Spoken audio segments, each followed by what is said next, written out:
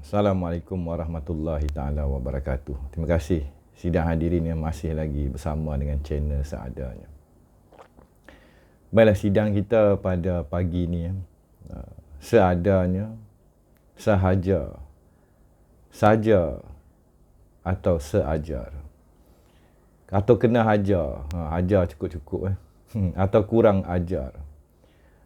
Jadi di dalam konteks buku yang bakal keluar di akhir bulan ini, naskah kedua bahasa Melayu, bahasa ketuhanan, bahasa ahli kitab, dan sebuah bahasa jiwa bangsa di dalam menyampaikan mesej kepada anak-anak bangsa akan hakikat realitinya kewujudan kita di muka bumi.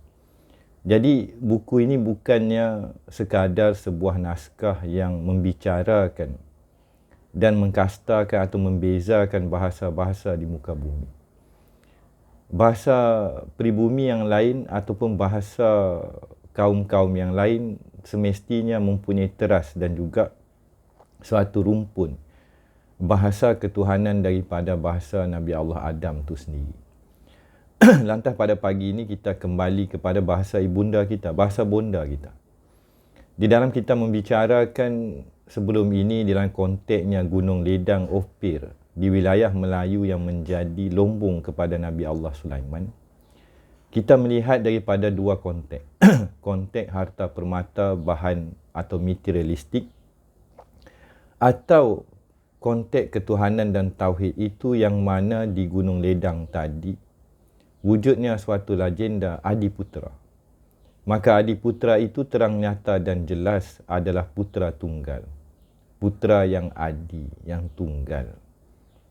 Jadi adakah legendanya Gunung Ledang tadi adalah tempat bersemayamnya, bertahtanya anak Adam ataupun Adam yang pertama, yang mana bertuahlah hang tuah berguru dengannya menjadi yang dikatakan 5 saudara atau 5 sahabat, 5 panglima orang Melayu.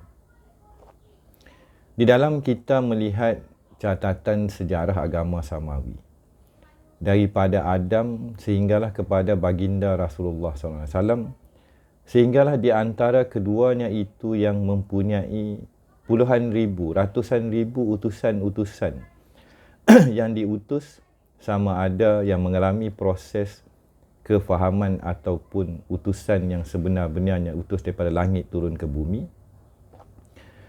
atau daripada kalangan anak-anak Adam itu sendiri yang keluar daripada lembah suci dan lembah tua itu,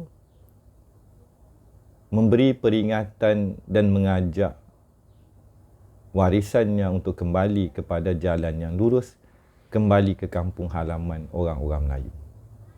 Isu kampung halaman orang Melayu. Disclaimer bagi yang adalah penonton saya yang kadang dia komplain, dia tak faham apa mesej yang nak saya sampaikan.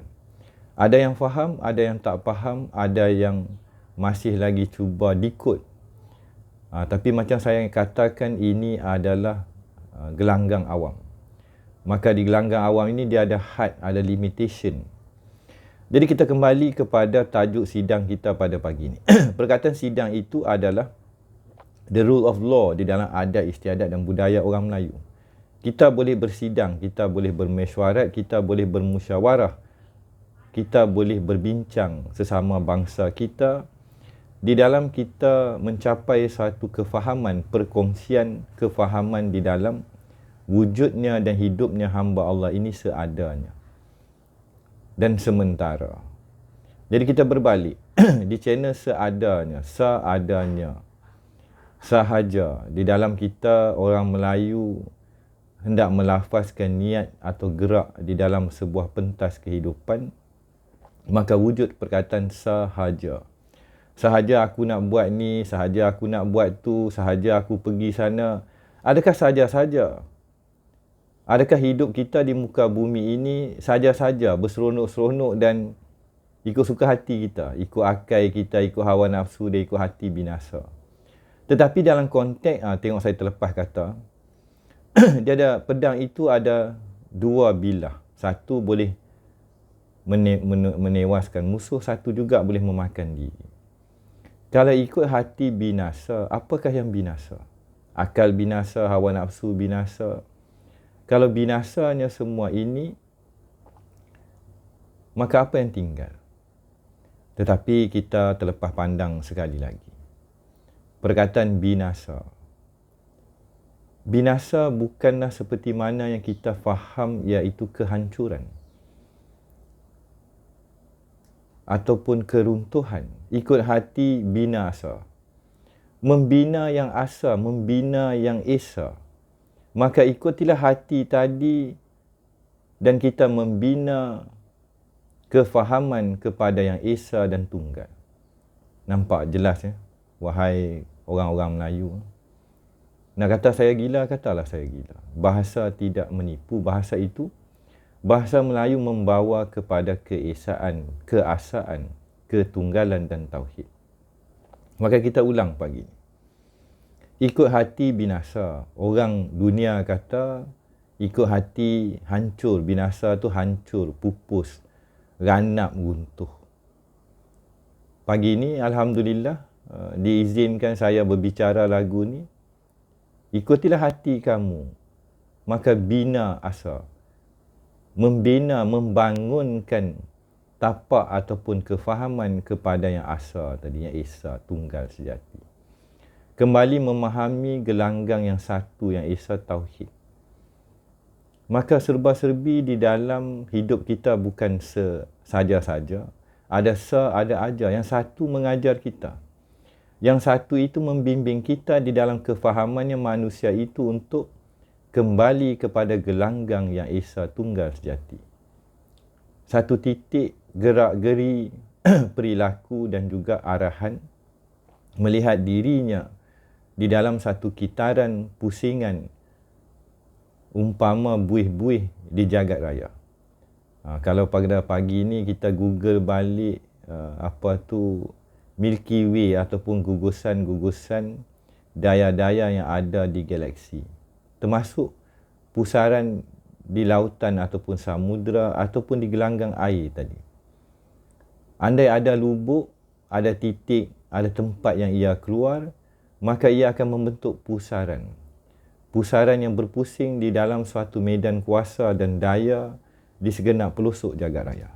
Pastinya, kehidupan kita pada pagi ini, kita tertakluk di takluk dan di dalam kawal selia dan juga suatu penyaksian, penceritaan kepada keesaan yang tunggal. Andai pagi ini tidak ada kekuasaan yang mutlak dan hakiki, bulan-bulan akan belaga angin, dia terkeluar, dia tak ikut hukum hakam dan medan gelombang dan daya, the law of physics kata mak saya. Ini semua terang jelas dan nyata di dalam sebuah sejarah warisan bangsa kita. Jadi bagaimana hendak saya menyampaikan kefahaman ini kepada anak-anak bangsa? Di dalam saya, orang kata bodoh tiang, meniti kembali, berjalan kembali di Denai untuk kembali ke kampung halaman tok nenek saya. Maka semakin hari, pada pagi ini, saya berjalan lagi. Dan pastinya perjalanan ini ada pengakhirnya. Maka saya akan sampai di kampung halaman itu. Bila mana saya sampai, adakah jasadnya ini akan dipusarakan? Atau dalam bahasa lain, moksa gaib. Ini macam-macam cerita ada. Ada orang kata pergi kat portal. Kat portal tu kita pun gaib lah dengan jasad-jasad sekali. Maka cerita ni dikatakan semakin tak masuk akal. Tetapi itulah hakikatnya. Sahamim wal kitabil mubin aja. Kalau kita tengok Hamim tadi, dia ada cerita Hamim wal kitabil mubin. Demi kitab yang terang, jelas dan nyata. Lah ni kata orang Kedah, ketika ini. Ketiadaannya ini, ketiadaan dirinya kita ini di dalam satu pola paksi pergeseran dan pergerakan. Dan bagaimana akal kita mentafsirkan, memikirkan dan cuba memahami kewujudan kita pada setiap detik, ketika dan kala pada dataran-tataran makam dan hal.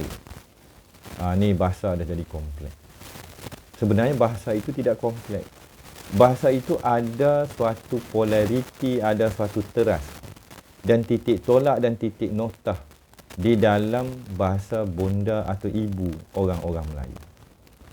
Maka Alhamdulillah bagi yang hadir dan yang melihat video terdahulu.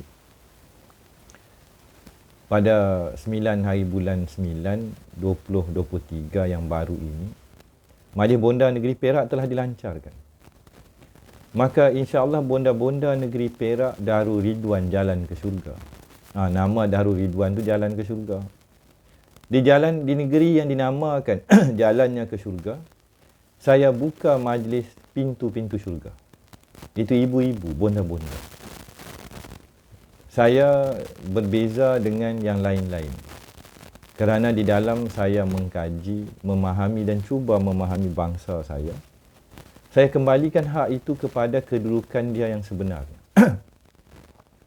Kita ini dididik mendengar, berbahasa, berbicara sejak dalam perut lagi. Jadi siapakah yang memahami dan sepatutnya dikembalikan keilmuan diri hakikat makrifat ini, kecuali kita kembalikan semuanya itu ke gelanggang ibu kita, bonda kita. Kuatnya saya kerana kuatnya ibu saya.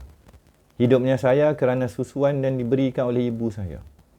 Siapakah mengenali gerak-geri perilaku dan pergelutan dan denyutan nadi saya ketika saya dikandung oleh ibu saya?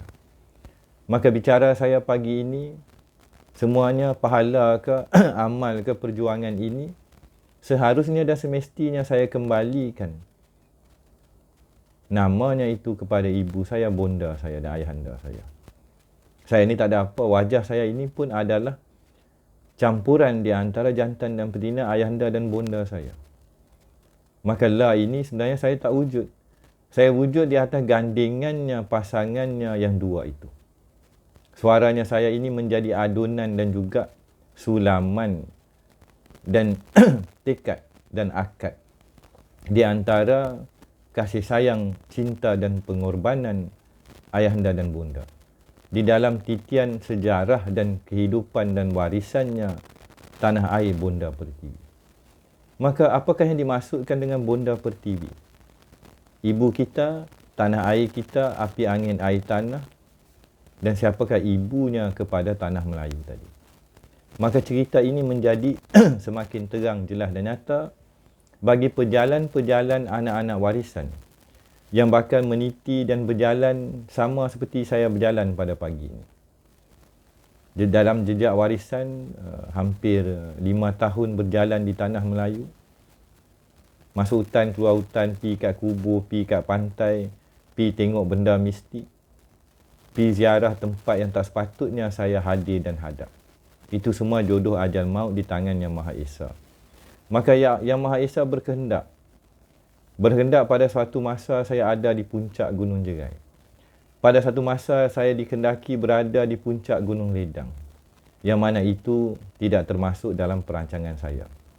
Kalau cerita zaman dulu mati hidup balik, saya tak panjat gunung. Untuk apa tidak ada nilai kewangan dan nilai projek di dalam satu dunia korporat pada satu masa dahulu. Maka di dalam saya berkongsi pada pagi ini sahaja seadanya, saja-saja ke, binasa ke kita orang Melayu, atau kita membina kembali sebuah dunia tauhid di tanah Melayu. Di dalam kita menuruti jalan yang binasa, membina yang asa, pastinya kita akan ditentang. Kerana mereka membina batu bata, harta, kewangan dan kekayaan di muka bumi. Kita, anak-anak watan, anak-anak warisan, membina ketunggalan, mahu kembali ke gelanggang tauhid. Sebab sudah semestinya tiap yang bernyawa, yang hidup pasti mati. Tetapi roh itu tidak mati, kekal abadi. Di dalam sebuah tari dan cerminan kehidupan, manusia ketika ini hidup di dalam gelanggang dan kefahaman. Bro, WhatsApp brother, Assalamualaikum, Assalamualaikum. Di dalam dunia dan gelanggang percaturan barat. Maka perlahan-lahan bahasa Melayu menjadi bahasa rojak, menjadi bahasa baku, menjadi bahasa trending, menjadi bahasa viral, bahasa like dan bahasa yang telah lupa dan lari daripada gelanggang keikhlasan, keluhuran bahasa jiwa bangsa. Dunia akhir zaman telah ada di hadapan mata kita pada pagi ini. Kita tidak dapat lari. Bagi orang-orang yang dikatakan nostalgia, umpama saya yang 50 ke atas ni, kita mengenang kembali sejarah yang kita hadap. Bagi anak-anak warisan ataupun anak-anak Melayu yang baru, mereka bergerumang dengan telefon di tangan. Di dalam dunia yang sedang diacu, diadun dan dipropagandakan dan diajar. Didogmakan untuk menjadi anak-anak Allah bagi. Maka wujudlah perkataan merit. Wujudlah perkataan kalau kita hendak maju, kita kena tidak boleh berpegang kepada bangsa dan sejarah yang lampau. Sebenarnya apa cerita? Adalah ahli politik yang kata kita tidak boleh fikir pada bangsa. Kita kena buang ingatan kepada leluhur. Kita kena buang tanah ini adalah tanah Melayu. Memang kita dah dibuang pun, bukan dibuang. Saya tak setuju tanah Melayu ditukar menjadi Malaysia. Itu hak saya peribadi. Maka anak-anak muda termasuk ahli politik yang muda telah mengikut trend Mat Salleh. Progresif dan menerima pengajaran dan diajar dan diadun di dalam konteks materialistik. Jangan pandang belakang. Jangan pandang tanah Melayu, jangan pandang orang Melayu, jangan pandang pejuang-pejuang kita, jangan pandang tok nenek kita. Kita ikut kepada merit multiracial. Dan kita bina sebuah Malaysia yang maju dan makmur. Ikut hati binasa. Orang Melayu ikut hati untuk membina yang asal. Membina yang esa. Memertabatkan raja sekalian alam. Membawa anak-anak bangsa kembali kepada gelanggang ketuhanan. Itu adalah jati diri seorang Melayu. Di dalam konteks sejarah dan hakikat yang dunia tidak boleh tidakkan. Kalau kita bawa lah isu ni ke United Nations, kita bawa lah ke Mahkamah Mat Salleh dan penjajah yang telah mencaturkan muka bumi. Itu adalah jati dirinya tanah Melayu, orang Melayu dan tapak tua di tanah Melayu. This is the truth, the fact, the fabric of reality, termasuk di dalam pentas Sunda. Rumpun Melayu dan wilayah archipelago Melayu. Kalau kita buang perkataan wilayah dan archipelago Melayu kepada wilayah dan archipelago Tauhid, gelanggang yang tadi, yang satu tadi, maka di manakah sebenarnya nilai orang Melayu dan wilayah Melayu atau wilayah Tauhid, wilayah tapak tua? Tapi orangnya yang berbahasa, orangnya yang berbudi, orangnya yang bercucuk tanam, yang menyemai, yang membina asa, bukannya yang binasa. Maka, berapa banyak kaum yang telah binasa? Binasa disebabkan tangan-tangan mereka dan mereka tidak mengenali yang esa dan tunggal sejati. Mereka telah lari dan menyimpang jauh dan mengikuti hawa nafsu, akal fikiran dan bersangka-sangka tanpa mengenali intipati dan juga jiwanya anak yang soleh yang bermula di dalam kandungannya, rahimnya seorang, warisannya Bonda Hawa. Maka terlenalah manusia di akhir zaman, kebanyakannya menjadi si tanggang. Dan kebanyakan mereka juga telah membuang nama yang diberikan oleh ayah dan ibu. Dan mereka mengangkat nama yang supaya mereka diagungkan. Dan mereka memakai gelaran yang tidak pernah diberikan oleh ayahanda dan bonda mereka. Di sebalik tirai percaturan kuasa, kemelut dan rakus dan tamak akhiru zaman, mereka telah membuang gelaran yang diberikan oleh ayahanda dan bonda. Maka mereka ke sana ke sini memakai gelaran yang macam-macam lah kan, tak perlulah saya sebut. Ada yang menambah al-al di belakang. Adakah ayahanda dan bonda mereka memakai gelarannya itu?